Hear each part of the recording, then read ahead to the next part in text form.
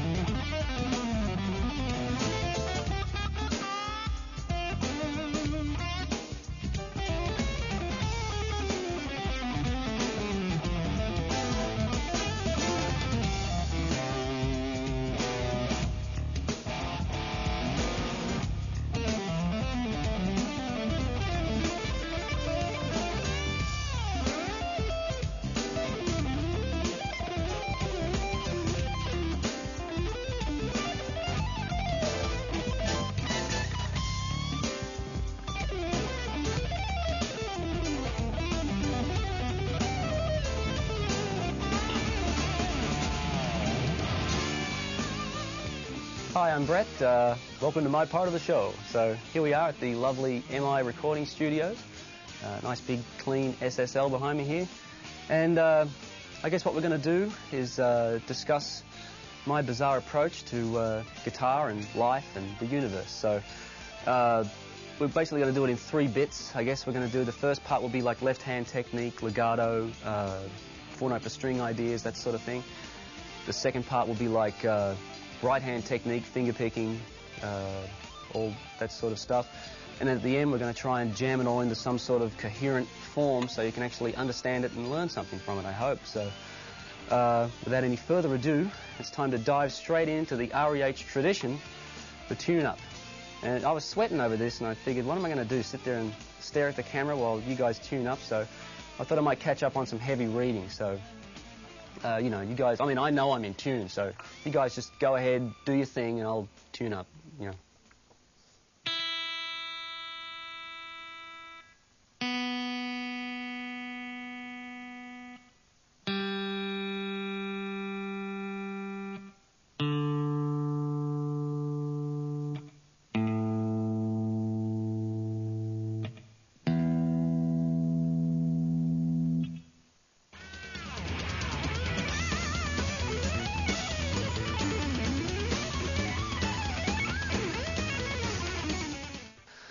Okay, the first thing I guess we're going to touch on here is legato technique. In the world of music, I know legato means a lot of different things to a lot of different people, but to guys like you and me and gals like the gals out there that are in love with this weird thing here, it means incorporating hammer-ons and pull-offs with the left hand rather than alternate picking every note.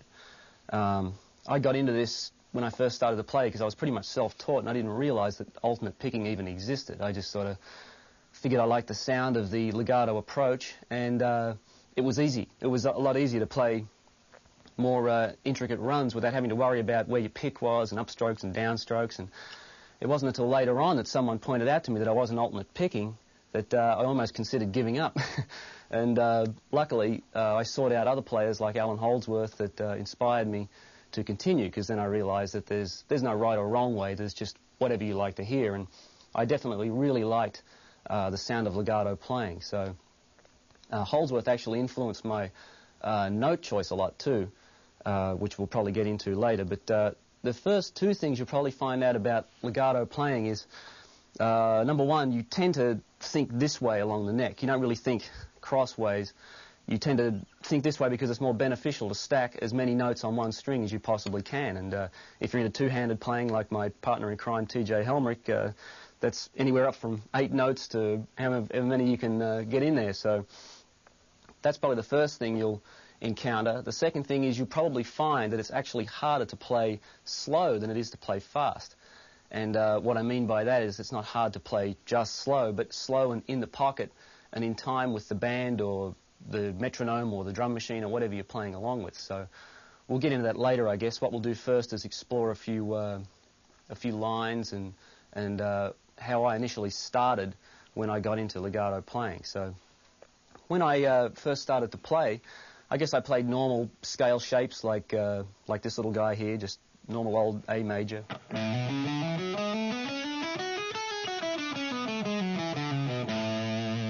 You know, real simple stuff like that. It wasn't too involved. And then, like I said, when I heard Holdsworth, I heard a lot of the passing tones and chromatic stuff that he did. And even though my ears weren't anywhere near as sophisticated enough to really tell what he was doing, how I interpreted that was he was just filling in the blanks. To me, it was like filling in the spaces in between the scale notes. And what that meant to me was 4 notes per string. And so the initial way I started was just simple chromatic things, just 4 half steps in a row like that, because it was easy for my fingers, no big stretches, and I hadn't really elevated that level yet, so it was still pretty primitive, but it gives a pretty nice effect. I'll just sort of try and wind the clock back and remember how I used to play this stuff. So,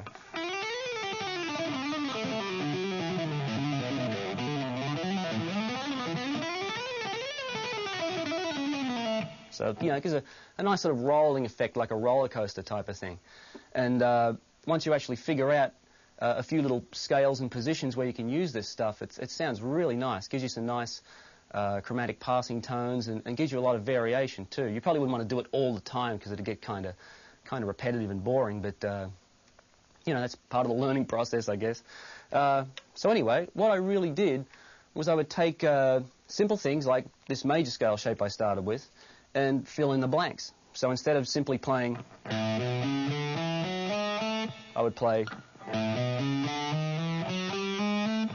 and so I would get more notes for my finger mileage, you know. So what I would do is I would take that and expand upon it as far as I could.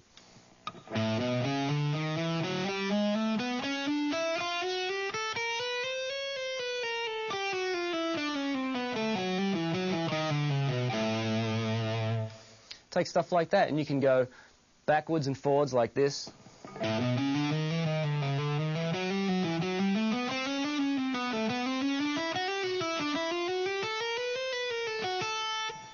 So it's a very cool approach. It's totally limitless in its applications, and it's easy on the hands, and it's very effective for spicing up otherwise mundane-sounding scales. So you can apply it to anything. It works really well around chromatic ideas, actually, not chromatic, pentatonic ideas, I should say, because they're all pretty much arranged pretty straightforward across the neck with lots of 4 semitone gaps. Like if you take like A minor pentatonic like this, you can see on the first 2 strings here you've got a couple of nice little 4-note per string lines there. So instead of just going, you can go. Same on the way up. There's a nice 4-note per string gap there.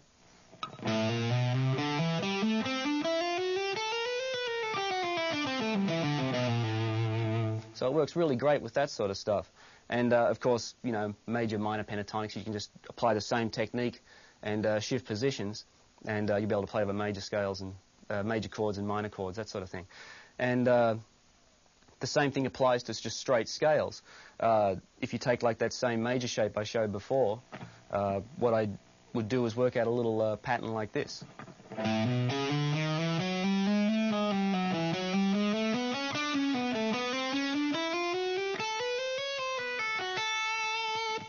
And just like I said, filling in the gaps.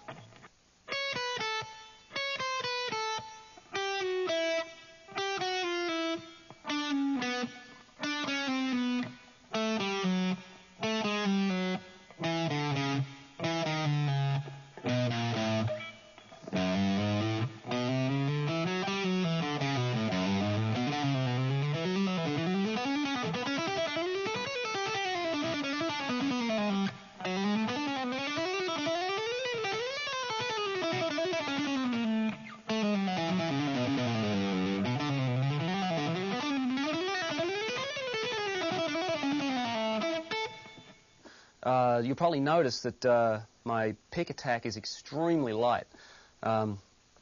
This isn't a rule, but it's because I vary it from time to time. Obviously, you want dynamics.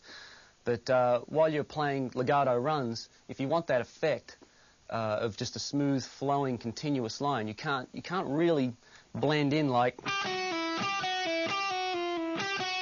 You know, it's just not going to work. You've got to adjust your dynamics to the point where the pick is almost the same velocity as the hammer-on or the pull-off. So, and also another important thing I should mention about the subject of pull-offs, you don't really want to drastically pull your fingers down. You don't want to go. What you really want to do is just gently lift this finger and slam the other one down. Slam it down, but press down with enough velocity to make the note happen. So it's.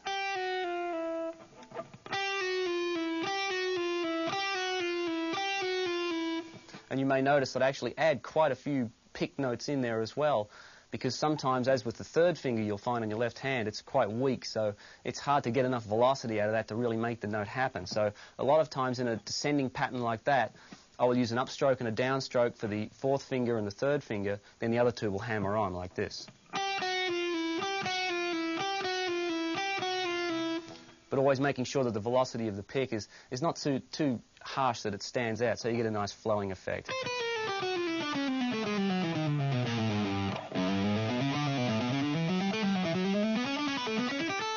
So it's a very gentle touch. You'll also notice I'm using a lot of my fingers on my right hand, but we'll get into that later. So we've already started with the chromatic ideas, little 4 half steps, and what I later expanded this to was trying to play scale lines with 4 notes per string. And the first thing I discovered about this was that it's kind of tough, because I'm not exactly gifted with a massive stretch like some people, and I have fairly normal-sized hands. So anyone out there with a similar problem, I can relate. So this isn't for the genetically gifted only. So if I could figure out a way around it, you guys can too. So the first thing I did was I picked the easiest shape possible to play, which is a whole step, half step, whole step. That fits really natural for your fingers like that. It's very hard to get any sort of gap in between there, unless you're Mr. Spock, of course. So I generally worked out patterns that involve that sort of shape. If I was playing a minor type thing, I would generally play it like this.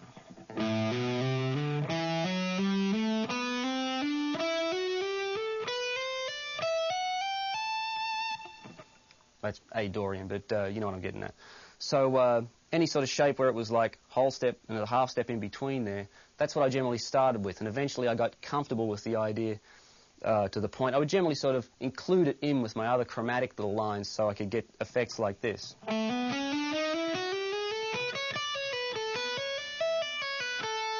That's about as far as I'd go with it at first because I was still testing the waters with it. But then as I got into it later on, I decided to explore playing longer lines with it. So the first way I really experimented with it was, of course, learning a major scale, simple A major scale, 4 notes per string, all the way up and down the neck, like this.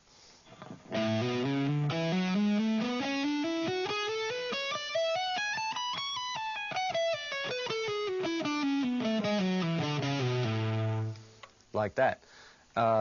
I practiced it for a while, and I think in the hopes of getting it up to mind-boggling speed, and it didn't really happen. And then I sort of realized that if you actually did play that in a piece of music, it would definitely sound like something you would spend a long time practicing. So the last thing you ever want to do is include a practice regimen in your playing. That's got nothing to do with music, you know. It's supposed to be a means to an end. So the way I would utilize that in my playing was I would generally utilize it as a way of maneuvering around the neck. I would rarely ever do it on more than 2 strings in a row, but it's a really fantastic way to break out of box patterns. And I say this because a lot of people that have ever come to me for lessons or anything like that, they've generally been 3 note per string kind of players, and it's a really handy technique to bust out of that mold. And you don't have to throw away all the 3 note per string stuff you ever learned. You can just incorporate this on 1 string and it will throw you into a different part of the neck. So if you take like a 3 note per string scale for A major like this,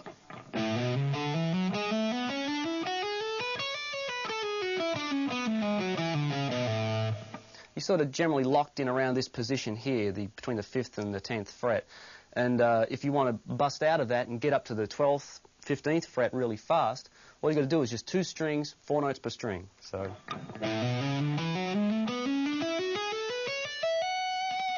and you're up there. And the same with going down. It's moving up and down the neck. It's a tremendous way to traverse the neck so that you're not stuck in any one position. If you're having trouble with stretches, there's a way around that by using slurs or slides or whatever you want to call them. You don't have to always play like 1, 2, 3, 4 fingers like this. Like you don't have to always go. You can just use these 3 fingers so you can get a bigger stretch and then slide the last one so you can.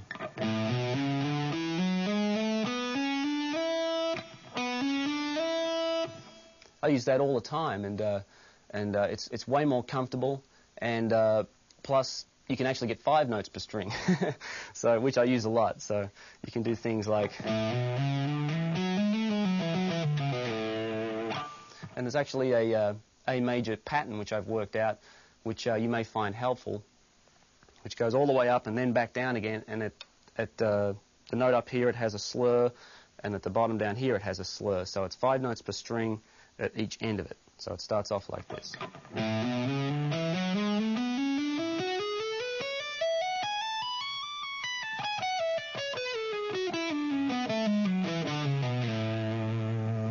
During that passage, you may have noticed that I generally picked the first 2 notes of each 4 note per string pass. So referring back to the pick coming into play with legato playing a lot more than people like to think. You do have to pick a lot of notes just to get the accents in the right place. So once again, I'll do that and you can check that out.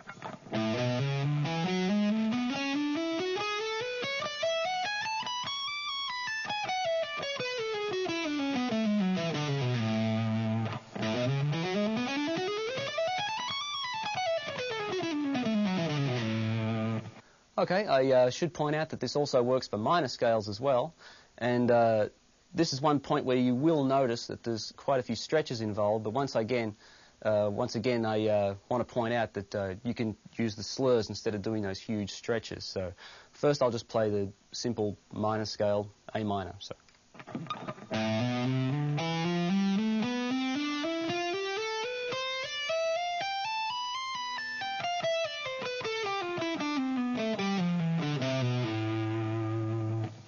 So as you can see, once again, it's not too bad for the very first position.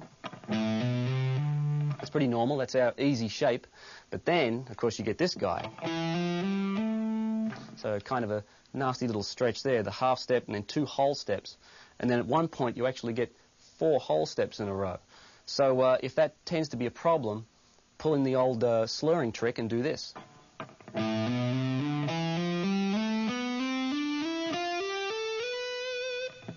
Okay, so I'm going to put on my hypnotic metronomic drum machine here, and I'll just play some lines, and you can see that it really is quite a challenge, and to stay in that pocket, you know, stay back in the groove, and especially with something like a drum machine too, because they never change, they never move, they don't fluctuate like a real drummer can hear different tempo changes from you and maybe compensate, but not the machine. So I'll probably start just playing like quarter notes at first, and then I'll get more adventurous playing triplets, stuff like that. And also pay attention to the fact the lines themselves have to be in time with themselves. You can't have things like this going on. You can't be going. That cannot happen. It's got to be in time with itself like this. So at all times. So it has a nice flowing effect to it, and that will greatly improve your chances of staying in time with the drum machine or the rhythm section.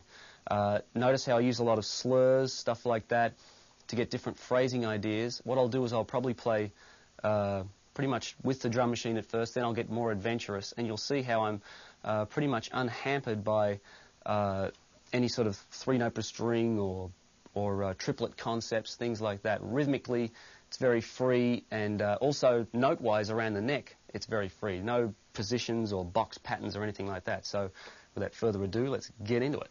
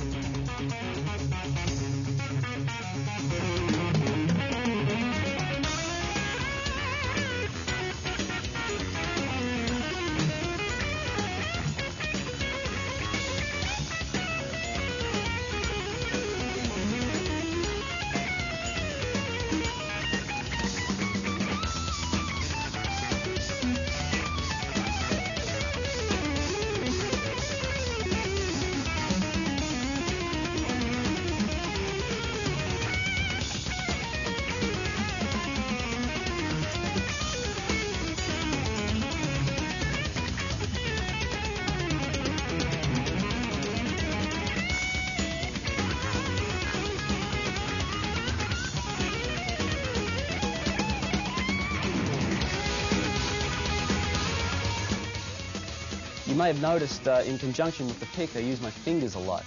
And this started out of just habit. I have no idea why I started doing it.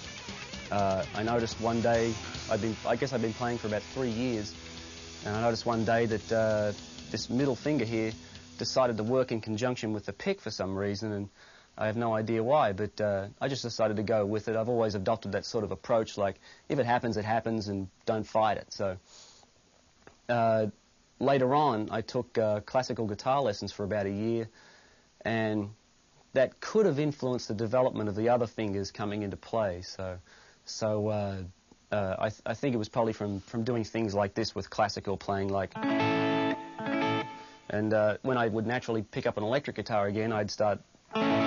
So I'd play the same thing, but I'd have to use like the last 3 fingers on my hand in conjunction with the pick instead of the thumb and the first 3 fingers. So I sort of kept doing it out of habit, and then a few years later I decided to actually explore it a little bit further, because I noticed some licks were creeping into my playing, utilizing this technique, and I thought, well, you know, it's there, I may as well explore it. And what I didn't realize, it was actually an incredible turning point for me, because remember how I said with legato, you tend to think this way all the time. Consequently, I had no arpeggio ideas at all, pretty much, because I had my lack of picking ability, I think, hampered my thought process for any sort of cross-picking or anything like that. So I just kept trying to stack everything on strings, thinking this way. If I ever did an arpeggio, like if someone ever played, I'd try and play it like... I'd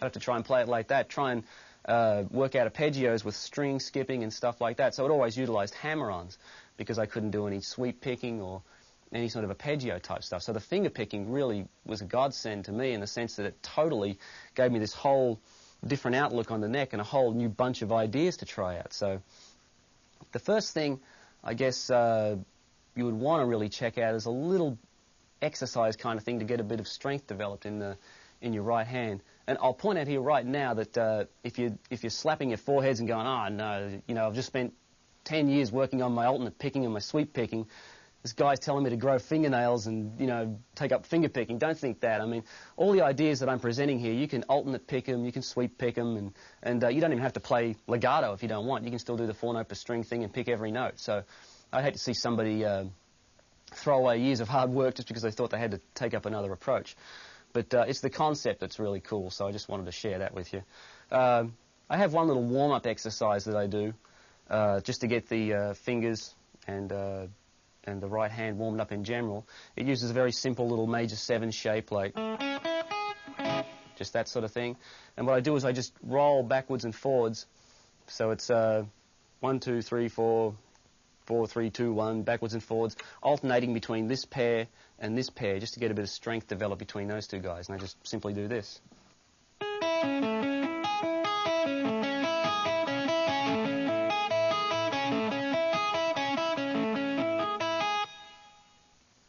Okay, so I guess you've probably seen from that extreme close-up, I have slight fingernails. They go slightly past the flesh of the finger. It's no big deal. You don't really have to, you know, get that hardcore about growing your fingernails or anything. I keep them filed pretty short so they don't get in the way of everything. And it's actually part of the smooth sort of percussive nature of this technique. Part of it lies in the fact that it's the flesh of the finger that hits the string first, and then the nail follows through. You can sort of hear it.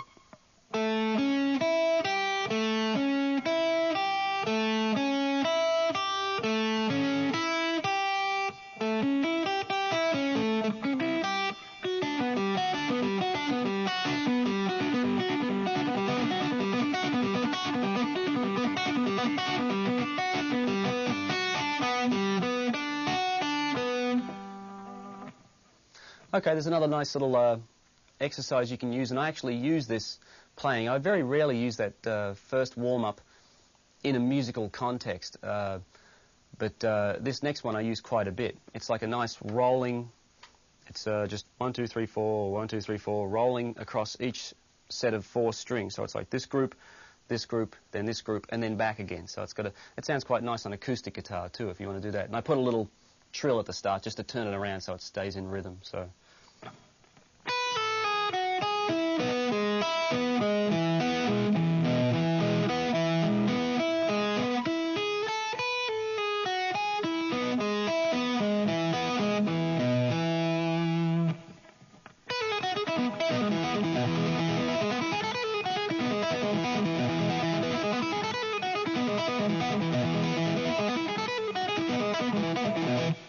Okay, so some of the initial simple ideas that I came up with from this technique were actually based around our little friend, the major 7 arpeggio, the little, or chord, I guess. And the first thing I did with that was take that same shape and apply it to the other strings. And of course, if you try that, you'll find they're not too musical. You know, I have no real desire for a thing like that. I want to have something that's going to make music. So what I did was I worked out a way to play that on those groups of strings while still being musical, and this is it.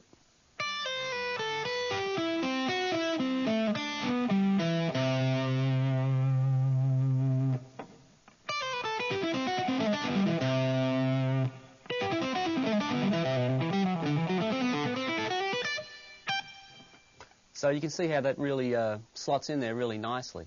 Has a nice flowing effect to it, and believe me, the possibilities all stemming from our little pal there are absolutely limitless. I sort of based a lot of my thought process around that shape, that sort of diagonal shape across the neck, and the first thing I did was expand the intervals to find what other possibilities there were. So if we started with a major shape, so if you're playing in A major, our old buddy works well.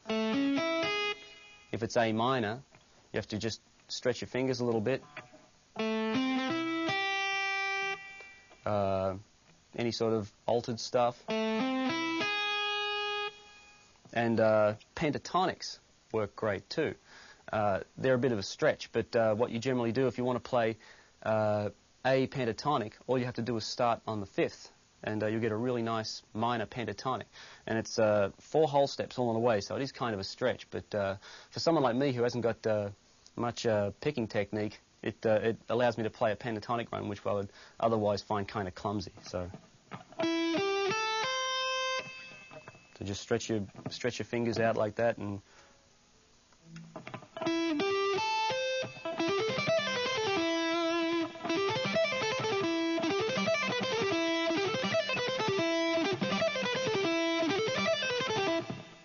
when you incorporate the major 7 idea with that, you get a really nice ascending pattern.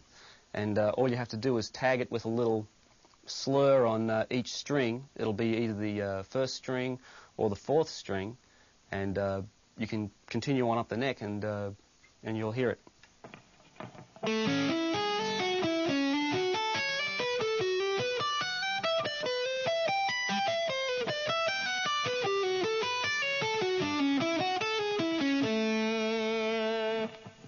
You may notice with some of the minor shapes, this is an individual thing too. I find it a little easier if I'm playing the minor shape, which is like this.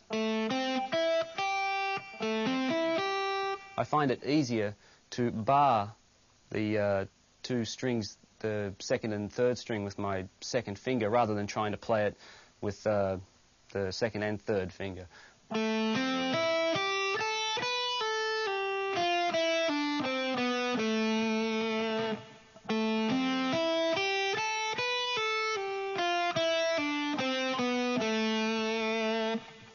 I just find that a little simpler, and it's a lot less to think about when you're playing fast or something like that, or my fingers get tangled up, you know, so it's a lot easier for me to go rather than try and juggle my fingers around. So it's a personal thing, you know. If you want to get into that, just find a shape and then figure out the most comfortable fingering for you. But that's definitely the most comfortable for me.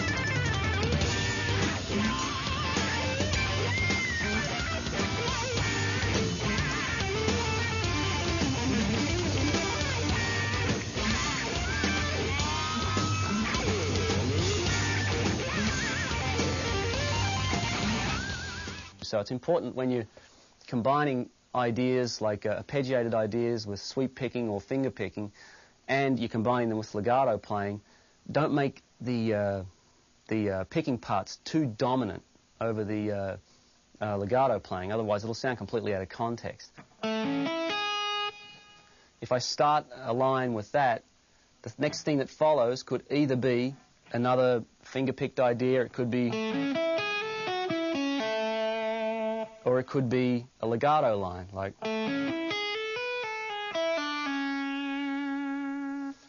The one cool benefit about this whole technique is actually its limitation. The fact that it's really awkward to try and play 6-string arpeggios. The good thing is, by its very nature, it's really easy to play just 2 strings, 3 strings, 4 strings, so you can get things like this happening.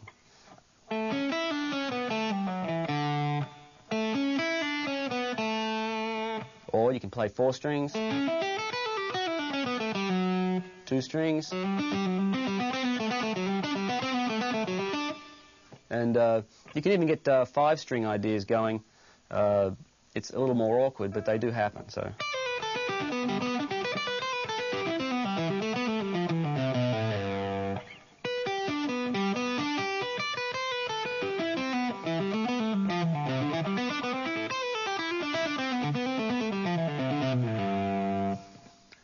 Notice how it's almost impossible to really pinpoint what's happening at any one time, and that's because the two things are so interwoven that there is no real differentiation between the two. It's just one big style now. So what I should do now is probably turn on our old friend, the drum machine, and just improv for a while and move around the neck and give you a chance to check this out at close quarters.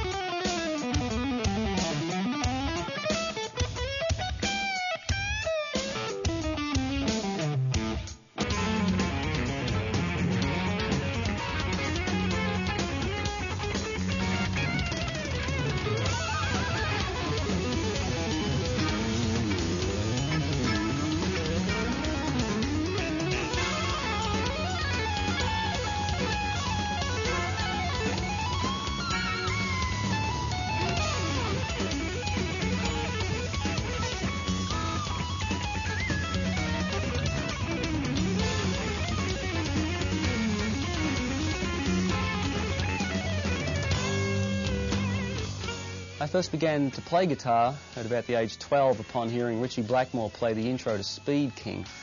From then on, I became like a complete Blackmore fanatic. And from then on, I got into Jeff Beck, Eric Clapton. I was very influenced by Rory Gallagher. Then my tastes sort of changed a bit when I heard Larry Carlton and heard somebody playing through chord changes with the greatest of ease and decided to try and pursue that approach. And then, of course, Eddie Van Halen came along. Eddie's such a standard influence, you almost forget to mention the guy. And then the turning point was probably hearing Alan Holdsworth, and he definitely changed my harmonic sense. And I'd say the next turning point was probably hearing Scott Henderson, who influenced me a great deal on learning to play at a slower tempo with good time and good phrasing. So his playing's had a profound effect on me. And also, working with T.J. Helmrich's had a massive impact on me, so T.J.'s playing has influenced me a great deal.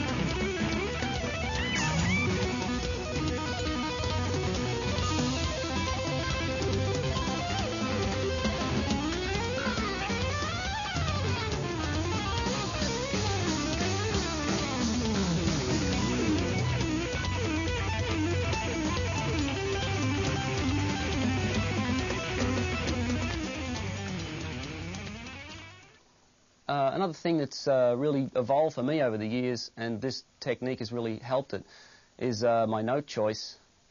And it's probably due to listening to a lot of people like Alan Holdsworth, Scott Henderson, a lot of fusion players, and actually primarily guitarists that are probably influenced by horn lines. I got it on the back end, like most guys.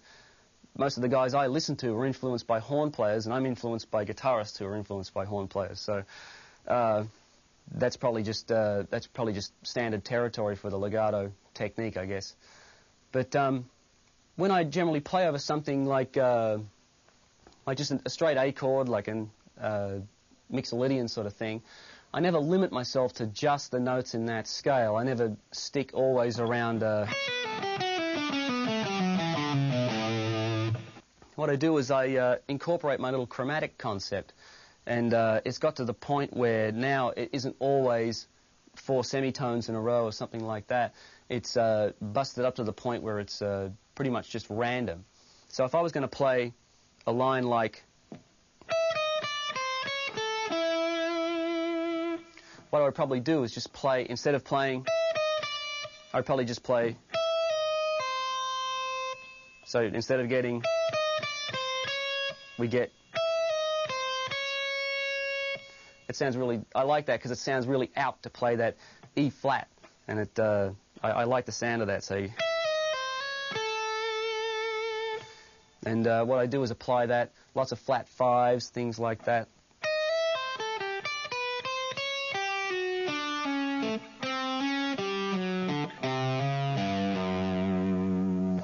And when you play them up to tempo, they have a nice flowing feel to them.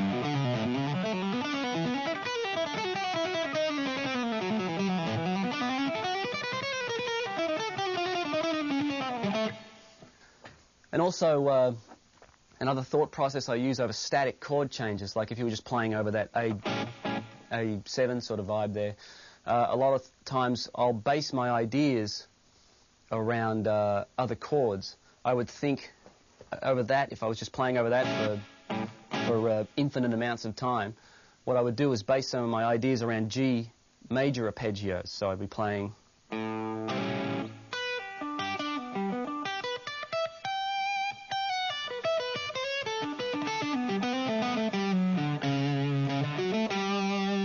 And making a conscious effort to target those notes so that it's a little more than obvious, that it sounds like I'm superimposing another chord over the top. Of course, the way I do it mightn't be that obvious, like that I'm just playing a... I would mix them in a lot more, but that's definitely the idea. Also, D major works great.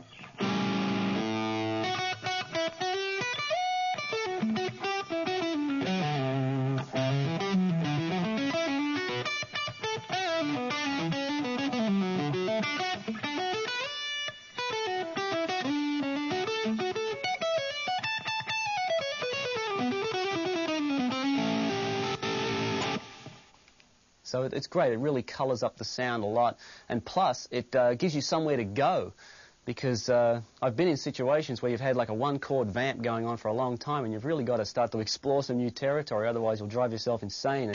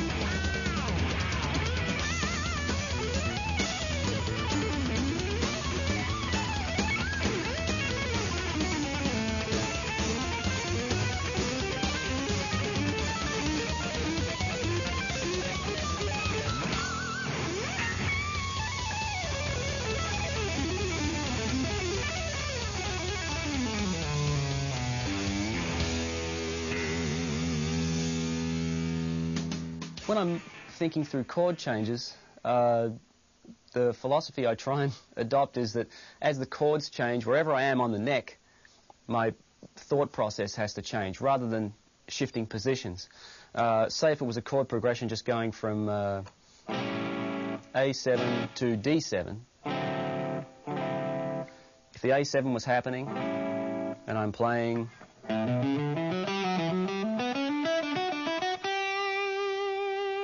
and on that note the change goes to the D7, instead of going and like doing this huge position shift, what I would do is the minute I land on that G, it would all of a sudden become the 4 of the D chord. So A.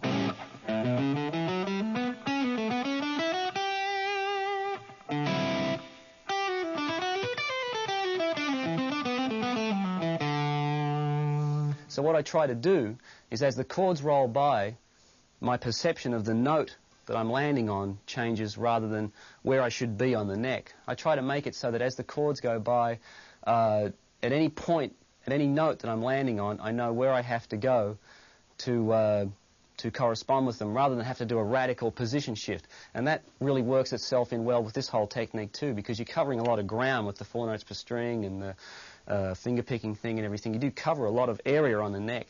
You rarely dwell in one spot for a long time, so it's important to get familiar with your note choice, and every now and then I get lucky and I kind of get it right.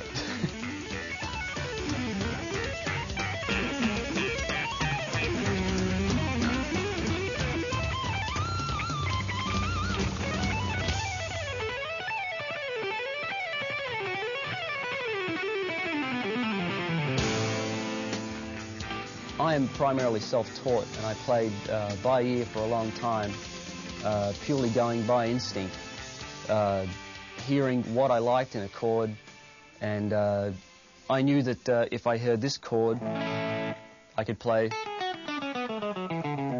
If I heard I didn't have any idea what the mode was. I didn't even really care. All I knew was that I had to change that note, and then I could play over that chord. So my ear developed to a point where I could pretty much hear changes go by and just follow them. And as long as they weren't too complex, I could get through them unscathed. As the music I gradually began to like involved more complex chord changes, I had to develop more of a knowledge of certain scales and that sort of technical. Some sort of technical aspects of it. But when I hear a chord, I can instantly tell what the thirds and the fifths, the sevenths and everything, all that sound like, and their relationship to the note I'm playing. So that's how I navigate chord changes. I primarily go by ear, and it's actually not as bad as that might sound. You may think that's kind of a precarious way to do it, but the good thing is you can jump up on stage with pretty much anybody. Well, maybe not anybody, but jump up on stage with somebody and have a quick impromptu jam session, and you don't have to have a chart in front of you. You don't even really need to know what key the song is in. Just start playing and feel your way through it. So it becomes a very instinctive approach. I would definitely recommend that you develop your ear as much as possible, as well as the other aspect, of course, the technical aspect. A good tool I used for doing that is to simply play to the radio. Just put on the radio and solo over the chords to the records that they play, the tunes, and flow through the changes. And the good thing is if you can cop a station that has a playlist that isn't anything like you'd normally listen to, so you don't know any of the songs, you've got to think really fast to cop the changes, and that's generally the sort of practice method I use.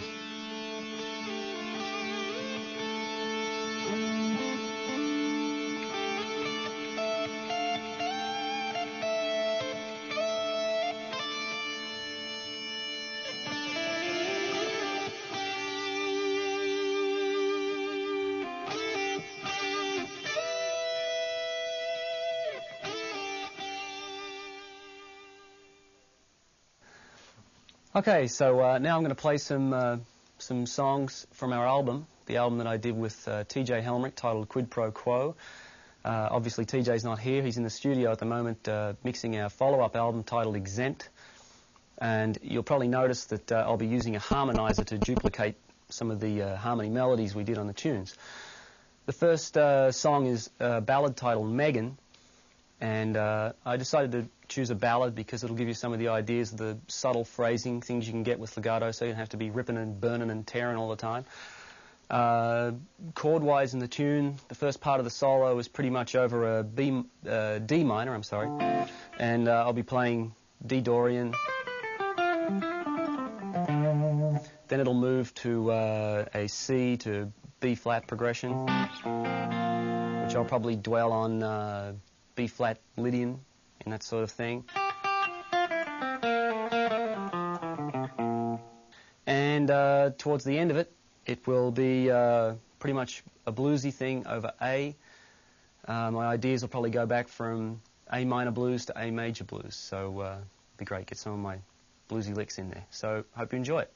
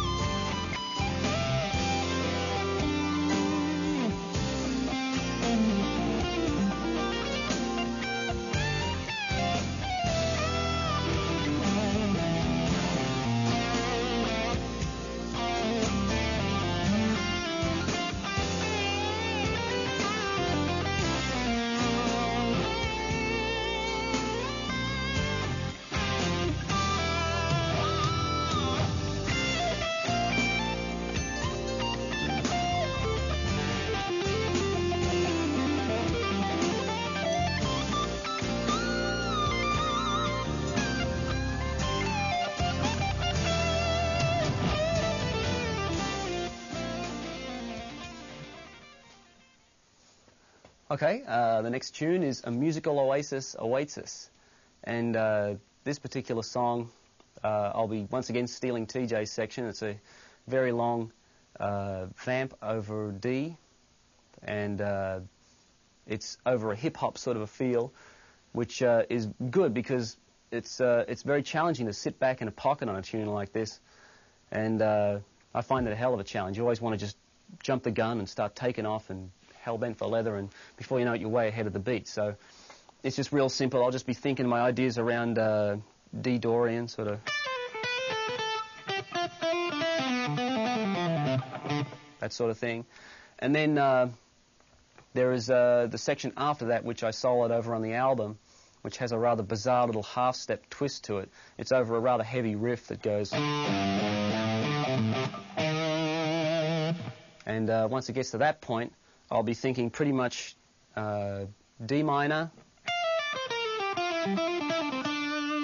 and then E flat altered, I do believe. So there should be lots of twists and turns in that one, I'm telling you now. So hope you like it.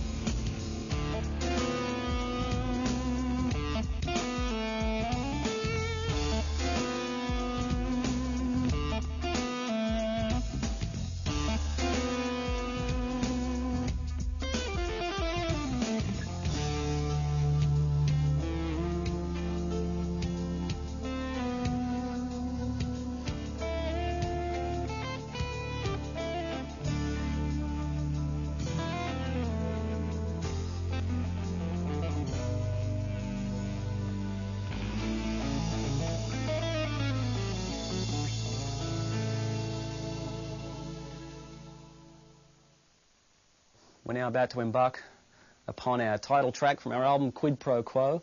Once again, a nice laid-back groove, back in the pocket, and good because you can play like straight quarter note ideas and get into some nice triplet phrasing ideas, so look out for that sort of stuff. I'll be looking out for it too. And the chords, the first chord is, so pretty much just F-sharp Dorian. And then it goes to, so same thing. And then to B Dorian. So that chord, still B Dorian. Then to this deadly chord, which a whole host of possibilities present themselves, either F-sharp harmonic minor, or G major or G Lydian or something like that. G Lydian. And also D melodic minor. And then it's back to. So, let's hope I don't crash and burn.